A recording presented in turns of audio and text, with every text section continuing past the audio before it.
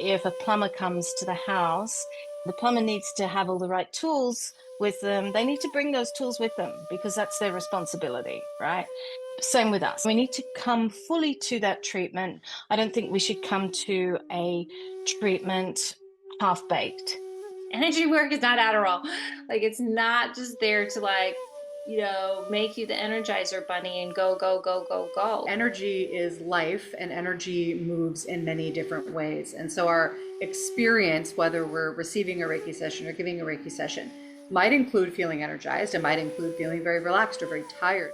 Welcome, friends, to the Reiki Women Podcast, an exploration into the profound depths of the system of Reiki from a Japanese spiritual perspective and how that relates to our modern lives. We are keeping it real to Reiki's origins, challenging the New Age stereotype that things like crystals, chakras, and angels are authentic aspects of the system.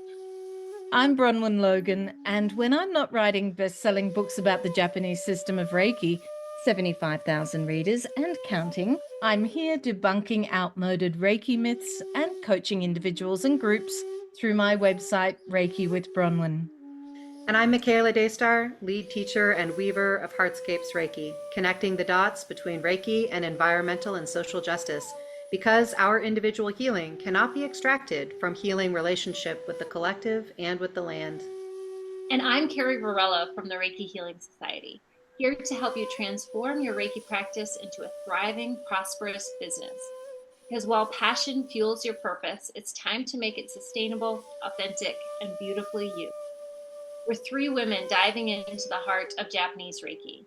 We're building a community that centers women's voices and inspires well-being. We're not just for women, we're for everybody. Come join the conversation. Hello, everyone. Welcome back to the Reiki Women Podcast. Today we have an interesting topic. It's a little bit more geared towards our fellow Reiki practitioners out there, but maybe is geared towards really anybody on the journey with Reiki. And today we're going to be talking about how Reiki is not only very accessible and flexible for our clients, like in terms of how to apply Reiki, how to give Reiki. You don't even have to be in the same room to receive Reiki from somebody.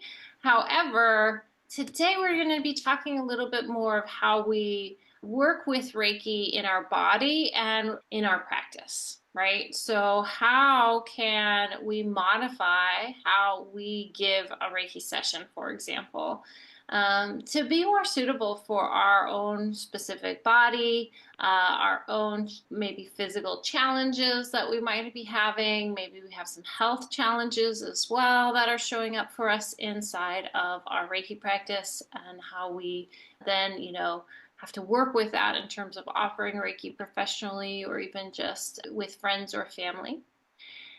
So with that little introduction, I know Bronwen has some good examples of how she's worked with other people to encourage them to modify their practice to suit what their body needs. So would you like to share your experiences, my friend?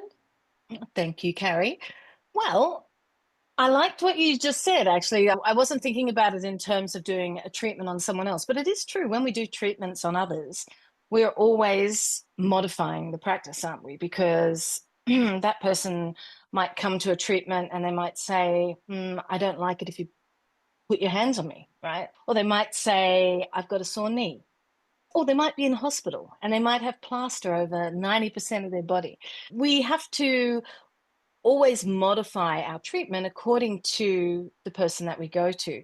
But what about our bodies? How do we do that for ourselves? Do we take that into consideration, or do we become very structured and strict about what we think we need and what that might do to us, how that could affect us? So, for example, if I had an illness and I wasn't feeling very strong, because I have been sick. So I've been sick for a couple of days, say, and I want to do Reiki, but I'm not feeling very strong. Should I or shouldn't I? Yeah. So if you can, do, right? If you feel strong enough, do.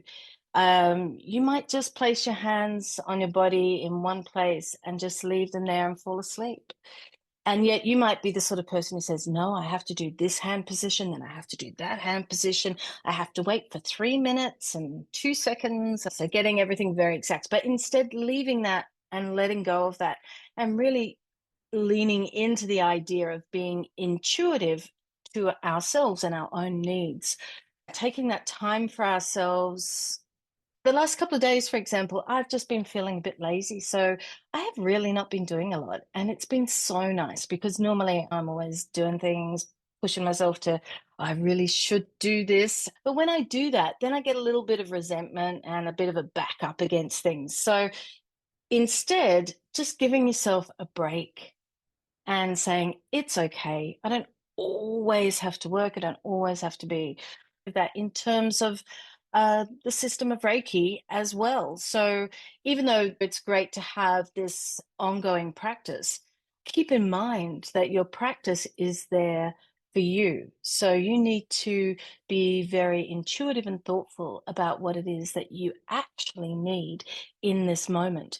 And when we talk about practice, one other thing, I would say that, sometimes we think, oh, it's just a meditation practice or it's just a hands-on healing practice, but never forget the Reiki precepts, and they're always there. Whether I'm actually sitting down on a meditation stool or placing hands on the body or chanting, or maybe I'm just washing up the dishes or lying in bed or watching a TV show or whatever I'm doing, I'm having in my mind, at the top of my mind, the Reiki precepts. So there's something that can always just sit there without too much effort, but using them as a foundation to actually live by.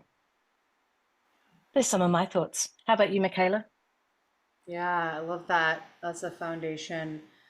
What's been coming up for me in thinking this through is that there's so much involved in sharing a Reiki session, whether it's with ourselves or another person, beyond the simple mechanics and the energetics of Reiki itself.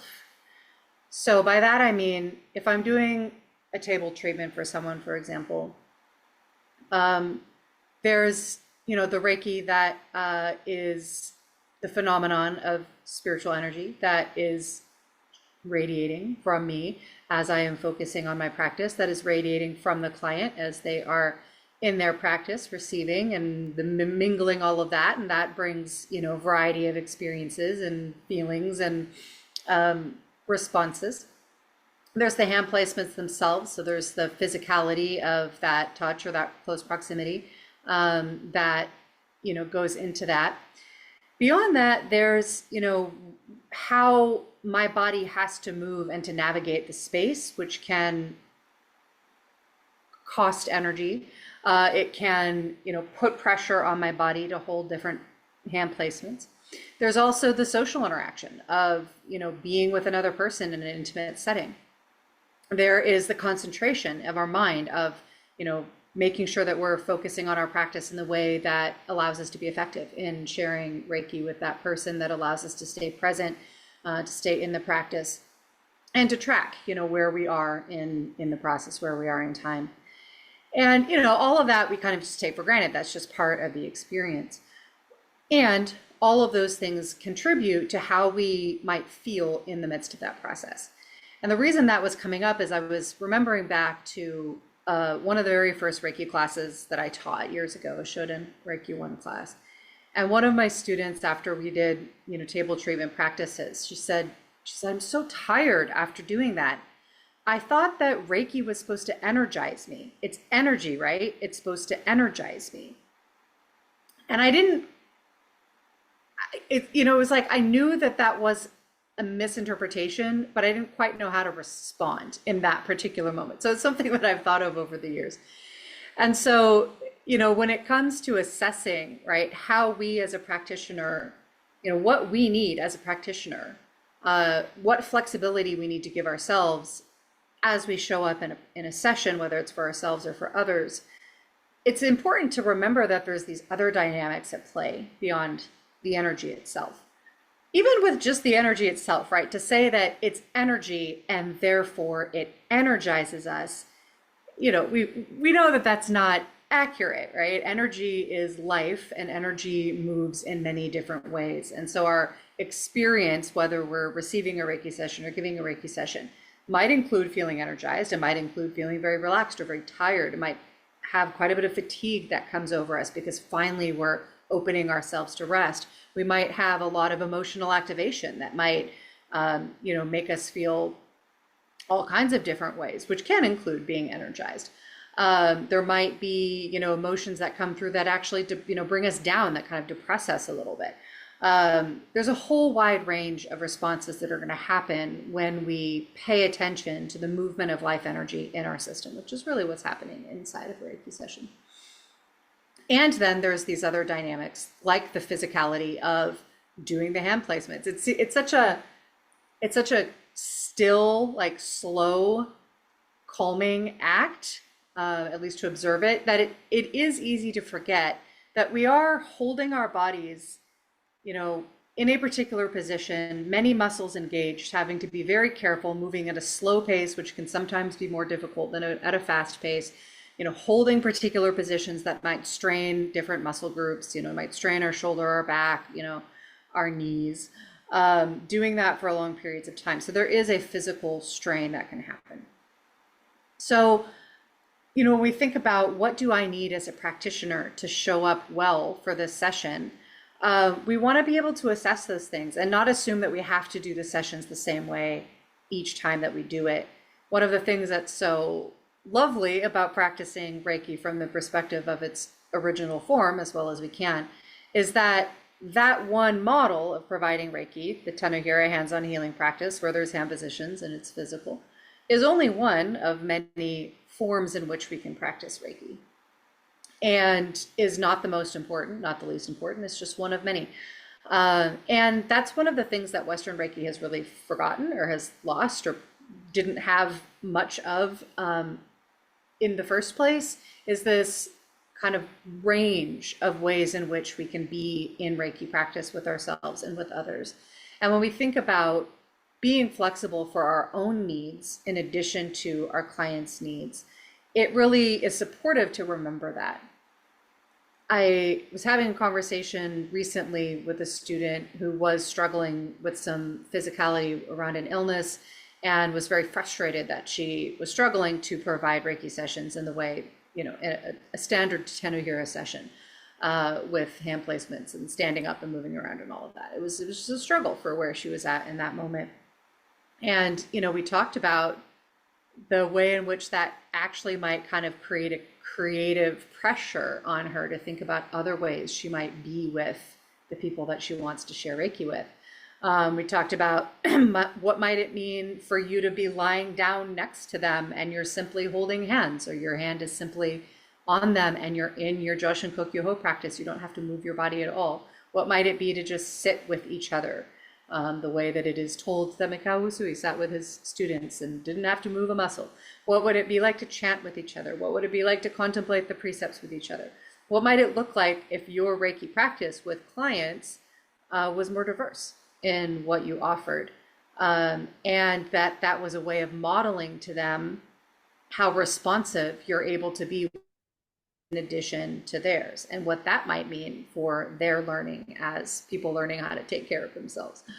So I think, I feel like I'm going kind of all over the place with this, but I think the central piece of what I keep kind of coming back to is, just for today, we need to be compassionate to ourselves as people who want to show up for other people in sessions and want that to be the best experiences possible, and possibly have a tendency to downplay our own needs in that. And that we don't have to do that. We don't have to do that. We can be creative with this practice. And that doesn't just look like canceling a session if we don't feel well. We can get more creative than that in how we hold space for Reiki and for others, and how we respond when something inside of us changes and we need different things from our practice. It puts that creative pressure on us that also includes frustration. But there are many ways to work through these things. And yeah, I think it's important to talk about that.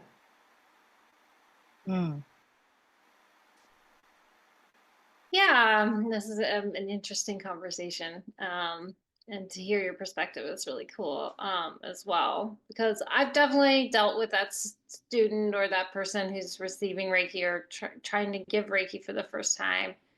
Um, like you were mentioning, Michaela, of just getting really tired, right, from the experience. And that can be a little bit, frustrating working, and being like, hey, I really want to do something that's supposed to like fill me up, and here I am like dragging my feet, like I'm so tired.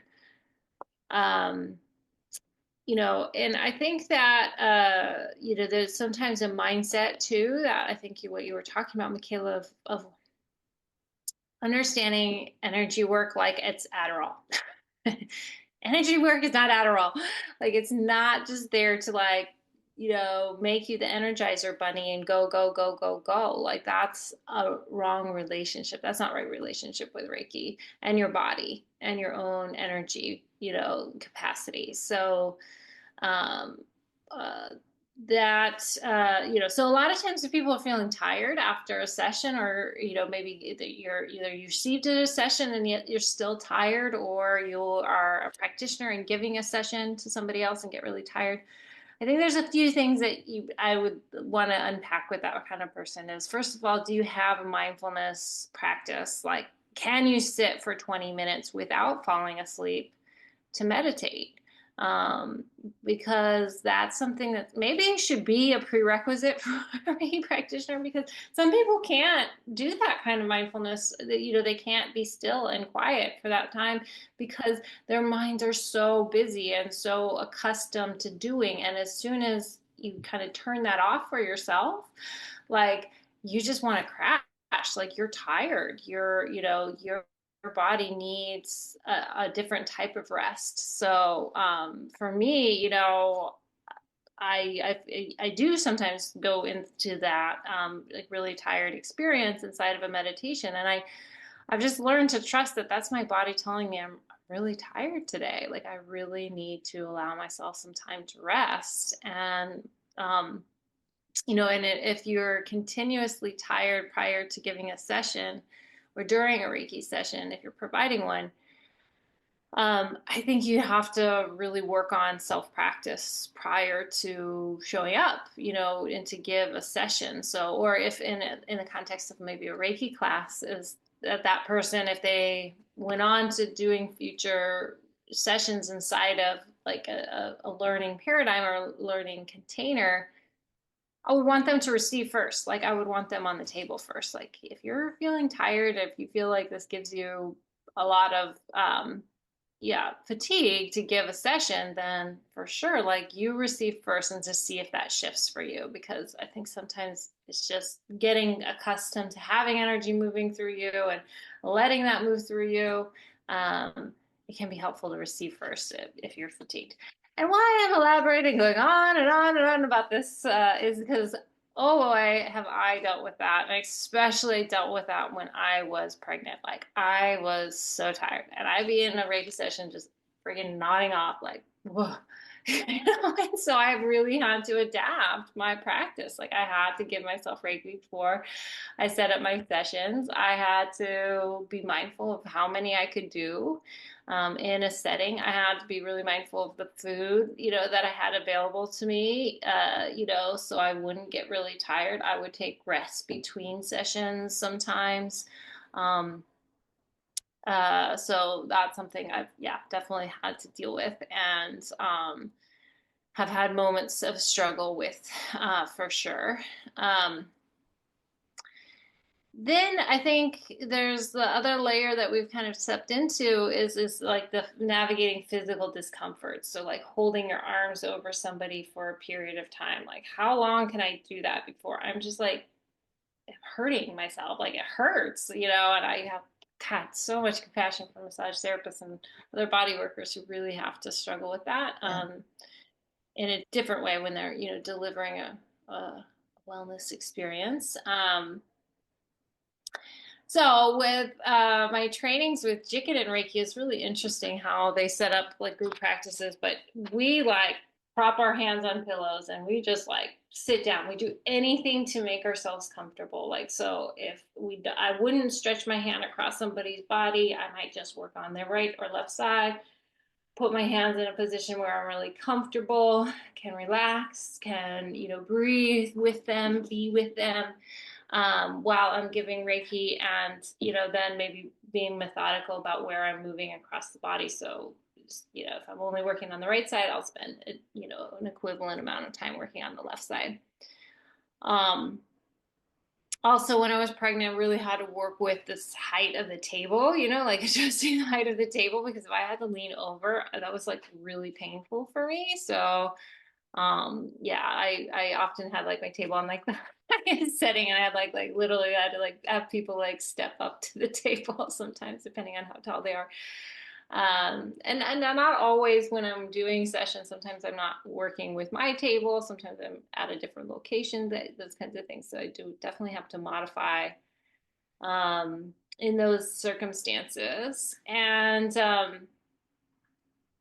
also like what you were saying, Michaela, about the emotional activation, so taking care of oneself emotionally can be really helpful to feel like you're giving more focus to the client as well. So if there's something going on for me emotionally, and I'm going to close my eyes, and the first thing I'm going to think about is that conflict that I'm in, or the challenge I'm having, or the stress that I'm experiencing.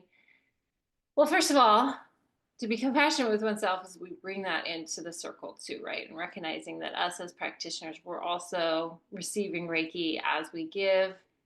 And so being aware of that. However, I think if the emotional issue that you're going with or dealing with is so all consuming, like it might be a good idea to reschedule, if you really can't like get out of that state. Like it might be just as like, if you had a cold or whatever, it might be helpful, right? Just for you and for your own sake, to give yourself that time and space to be your most balanced and best self while you're with clients. And that's my opinion. I mean, I know a lot of other people have different opinions, and that's true too. I could go either way. There's two sides of the coin with that one, because sometimes it really helps to just show up and hold space for somebody else. You can really set aside whatever emotional disturbance is, or bring it into your circle, and it can be really helpful to offer a session in that state as well. But there's maybe a fine balance. But I think one of the characteristics is like, am I able to set that emotional disturbance aside enough so I can be really present with the client and be with them and whatever is going on for them? Like, can I hold that kind of more meditative, quiet space for them internally as much as I am externally? I think also interestingly with the Jikiden training that I've done is that it's an encouragement not to close your eyes while you're giving a session, which is interesting too. And we actually talk, like when we're doing a practitioner circle or whatever, we'll talk. We'll have like small talk, like somebody's receiving Reiki and everybody's chatting about their weekend plans or this, that. It's kind of distracting and kind of obnoxious, personally, I find. But what's really interesting is it's a great way to get our ego out of it and to just let the Reiki move the way it wants to move, and kind of letting, ourselves be distracted and not being so directive, I guess, with how the energy is moving, because we can move energy with our mind. Our mind is quite powerful, actually, in terms of how we're working with energy. So how do we harmonize with how the energy wants to move naturally in a session? So those are a couple of my thoughts, and I'd love to turn it back to you, Miss Bronwen Logan. What do you think? Or actually, this might be a good point to tell us a little bit more about what is happening inside of your Reiki practice right now. What's cooking in your Reiki kitchen? I guess I'd like to talk a little bit about my Facebook group that I've got, where I put up practices for the people who are there. So we have all these mini practices that we can do throughout our time together, which is really lovely. There's also chats. So because the Facebook group is linked into my regular online coaching group and radio, so things that people can come to on Zoom. They also have the opportunity to continue that then on in the Facebook group, and I really enjoy that. And also in the Facebook group, if someone's not feeling well, they're welcome to ask for some healing, which is really helpful for all of us because we go through so many ups and downs in our lives.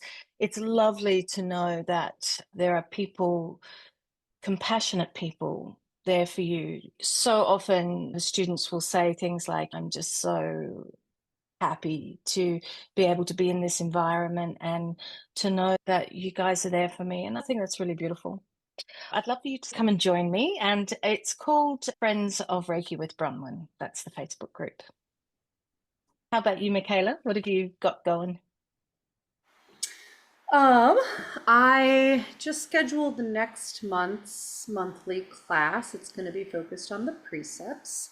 Really looking at the precepts as a creative center of our practice. So we'll look a little bit about kind of how they came about, what their function inside of the system of Reiki is from its origins, and then how we can relate to the precepts as this incredibly dynamic, creative, like almost like swirling center of the practice of the system of Reiki. I think I still have a little bit of like disgruntlement from my first Reiki experiences learning the system, where the precepts were almost entirely disregarded. They were kind of just presented as like, this is this nice list of things that you should do. This is this is a good list of things to be in your life or whatever. If you want to be a good Reiki, whatever, let's learn some hand positions. It was really seen as almost an afterthought. And I feel like a lot of my practice since then has been really reintegrating the precepts into the rightful place as the center and the foundation of this system. And their simplicity, what made it feel like it was okay that they were an afterthought because they're so simple, is actually like at the heart of their creative power and the way in which they knit the whole rest of the system together. So anyway, we're going to geek out on that in next month's monthly class. And that is called, I'm forgetting what it's called exactly, but it's got the word precepts in it, I tell you that much. And that is now live on the website.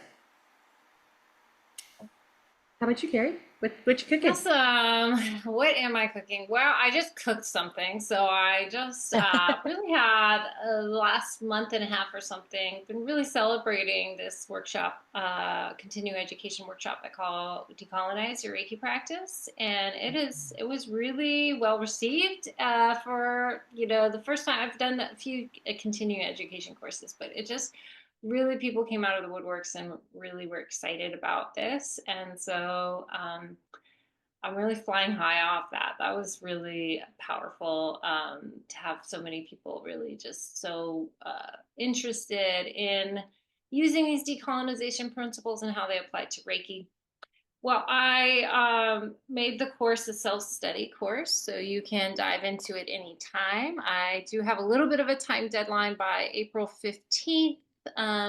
If you watch it before then or purchase it before then, it's at a little bit less of at a discounted rate.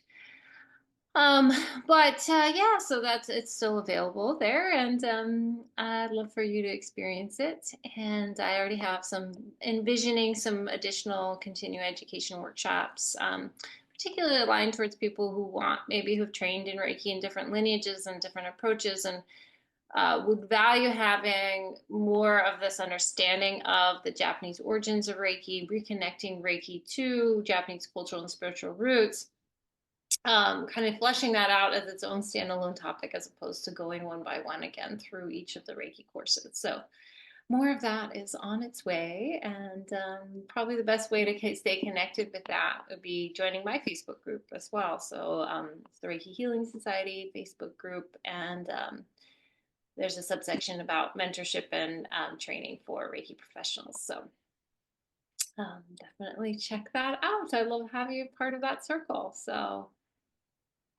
well, back to our other topic, right? Yeah. So I was thinking about when you both spoke about teaching early on in your Reiki career, if you like. I do remember that someone fainted in a class when I was teaching in the beginning, and I wasn't prepared for that. I'm there with the students, they're doing treatments on each other, and I wasn't aware that something like that could happen, right? Because it didn't happen to me, right? So, this is how we learn sometimes. They were fine, by the way. It brought to mind this realization that I wasn't making students aware the fact that when we begin to work with energy, especially in the beginning, I'm thinking of an electric power cord here. I don't know if that's a good analogy, but it's like putting different voltages through the thing. So we're doing more than we're used to doing. And depending on who we are, that can be a bit of a shock to the system. A lot of you talked about fatigue, and it can just take that fatigue to that point that you just go, oh, and I think we need to be aware of that as teachers with our students. Obviously, I needed to be aware of that. So I do now actually say to students, if you're feeling tired at all, too tired, please just feel free to just step away from the table, think about yourself in this whole experience. What is going on for me?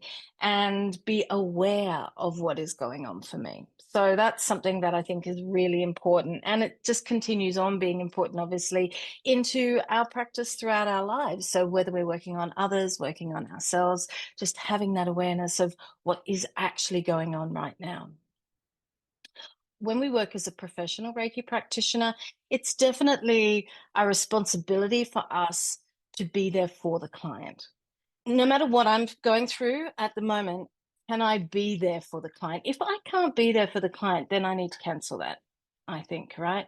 I think it is your responsibility. It's the same as if a plumber comes to the house, the plumber needs to have all the right tools with them. They need to bring those tools with them because that's their responsibility, right? Same with us. So we need to come fully to that treatment. I don't think we should come to a treatment half-baked. So in whatever way, like Carrie said, you would do a hands-on healing beforehand, or do whatever you need to do to make sure that you are there for that person, because that is the contract that you have created with that client. I don't think it's right to otherwise, right? I can give an example actually, which is sort of a bit of a weird one, but it was something I was thinking about when you were talking, because I had 2 hip operations last year. So they were absolutely amazing, and I could walk straight away, and I didn't really feel any pain, and it was just amazing. After one of the operations, within a week, I had a Reiki treatment.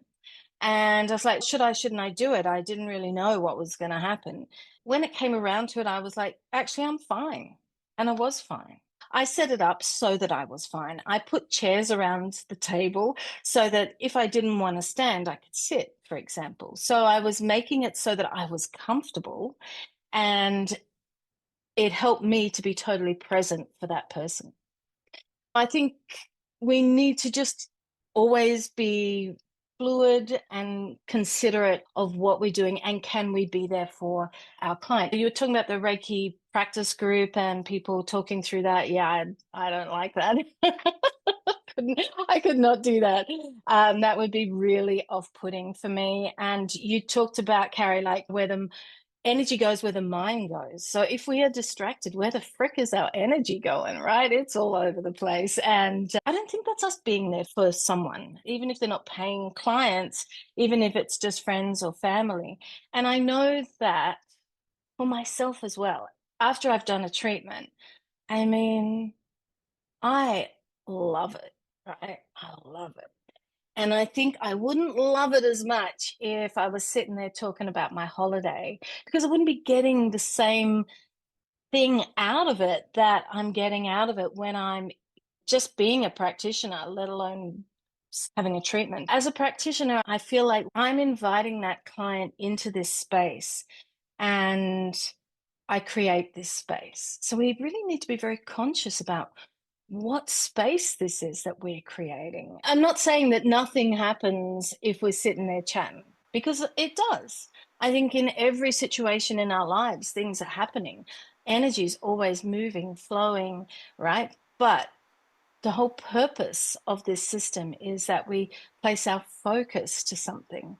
I thought there were really good points about if we need to learn to focus. Those were really, like you're saying, maybe we should be setting it up differently. Maybe we should be first teaching meditation and learning how to be in a quiet space for an extended period of time and find out what happens in that space. How do we feel? Can we do it? Are we comfortable in that space? And learn to extend that before we actually even go near anybody. I think we would have really powerful treatments for people if we came from that background. It's a great idea. That's where I'm at. I love it. I love it. Yeah, I appreciate this kind of perspective on self-responsibility and flexibility, that like, it's not a dualistic situation, right? If we're not at our 100% best, it's not that we have to cancel a session or walk away from it. We can, that might be the right thing to do, as you were saying.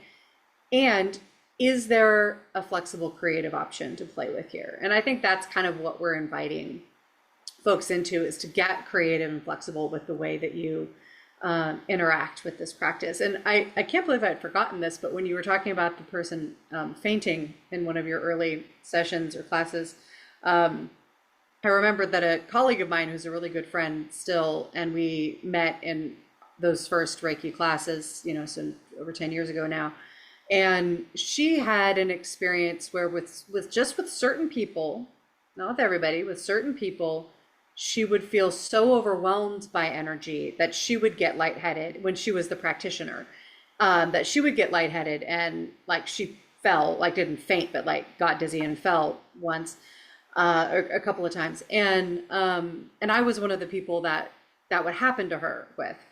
And so, originally our teacher's like, well, then you two shouldn't practice together. And we're like, no, let's figure out how to do it, right? And it became this place of creative practice. So she was one of the first people that I practiced no touch sessions with, right? So she would do the session without, like, she would keep a little bit of physical distance. That seemed to help with what she was experiencing. We played around with the length of the session. Just kind of were experimental with changing different factors in the session to see, how we could still work together. And that also allowed her to explore this phenomenon she was experiencing, right? That where she would have this kind of lightheadedness, this like rush of energy that made her feel a little bit off kilter. Ultimately, she was able to kind of stabilize in herself, and I don't think that happens to her anymore. But it just, it makes me appreciate that invitation to creativity, that if we run into a challenge, it's not an automatic, don't work with this person or don't do a session today.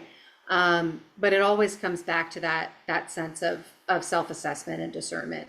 I was also chuckling, Carrie, when you talked about raising your table up when you were pregnant. My table is always very, very high. And I have a friend who's a massage therapist who sometimes uses my space, and he always has to put it back down, because of course he needs it low so we can get the leverage. But for me, I'm like, I don't want to have to hunch my shoulders or bend my back at all. Like, I want to be able to stand with my back straight, with my arms in whatever position they need to be, without having to bend at all. But I do use a variety of kind of like squats and like yoga positions and whatever to like change the height of my body depending on, where I'm at. So that's another, way to modify that I work with my students on, is, working with your own body. And, I had a foot injury for a while that made it so that I couldn't use those same positions, and then I had to get creative and find different ones. So yeah, finding creativity in our practice, I think, is always an invitation that we have, so that we can continue practicing and continue to feel enlivened and to feel nourished by that, rather than, overwhelmed or put upon or guilty because we have to change sessions. Yeah, I think that's where I landed with it. Oh, that's great. Yeah, so many cool suggestions and ways to just be mindful of oneself, right? Inside of providing Reiki with somebody else. And I think it's this age old adage, like you're on a plane, put the put the mask on first. Shall the air mask be deployed? So just setting yourself up for success that way.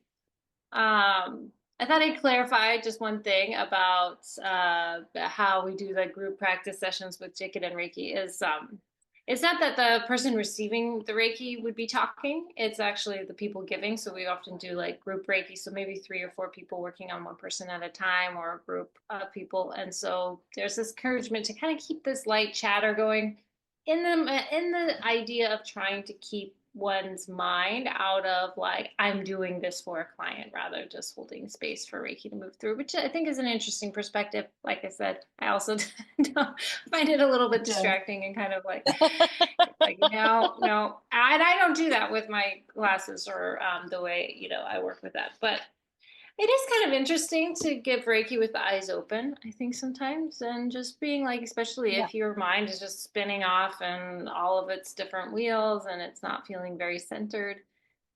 Or if you feel like too much like, oh, I'm trying to do this for somebody else, or getting a little bit too caught up in a feeling like you need to achieve a certain result with a session or something like that. Sometimes it's just nice I'll just look at a plant and have my hands on somebody and just be having that more open-mindedness, really an open feeling like I'm just here helping facilitate whatever healing or energy transformation wants to happen. And I think it's interesting to learn directly from Reiki too. And I'm always learning from every session. There's always something to learn and to take in from each one, even after doing so many of them over the years, which I feel really grateful that they are unique and special, each one. Times when I'm about to give a session, especially first time with clients and people who are receiving Reiki for the first time, I often invite them to visualize like a white light or a light surrounding their body, kind of like a gentle or a more accessible Jashin Kokyoho practice for them. And I had some sessions yesterday and I just got this really clear insight yesterday when I woke up, or this morning actually when I woke up after the sessions, is that I need to include myself in that light. Like I need to be inside that light too. Like it can't be this separate, like I need to be more focused on really being there inside, that it doesn't need to be separate. And I need to include myself, in that visualization and in that experience as I'm guiding through somebody else, to hold space for them to be in that as well. And so, there's always just these nuanced awareness and things that kind of come up, and that's what makes Reiki, still so interesting. No matter how many times we've given a session. So, Bronwen, Michaela, do you have anything else you want to circle back around what we've talked about thus far? Any final comments? As we get stronger, as we do treatments, we can take on more. And I think that's what we're talking about when we start. We need to get used to working with energy consciously, with awareness. And the more that we do that, the more that we can take on. And it makes us stronger energetically, which I feel like it makes us stronger emotionally, in our minds. It's just a really fantastic, great thing. So not to get discouraged if you feel that you might get tired, or you feel that your body can't do it, or there's often a way around things, and take time to step back, but try again, and keep at it, keep working on yourself, getting stronger. And it's so rewarding to be able to be there for ourselves and for others. I love that. Beautifully put. All right. Well, thank you all so very much for listening to this conversation. And of course, we'd love it to be more interactive. What experiences have you had where you had to modify providing Reiki in a different capacity? We didn't even talk about distance Reiki, but that's also that's also a way, to do it differently. So I'm sure you have some stories to tell us, so feel free to chime in about that in the comments. If you find that this, episode was useful, maybe share it on to other people that you think could benefit from it. And please do like and subscribe to our channel, and so we can be in touch about future Reiki Women podcast episodes and lovely conversations. So thank you so much for being here today, and we'll see you again next time. Bye.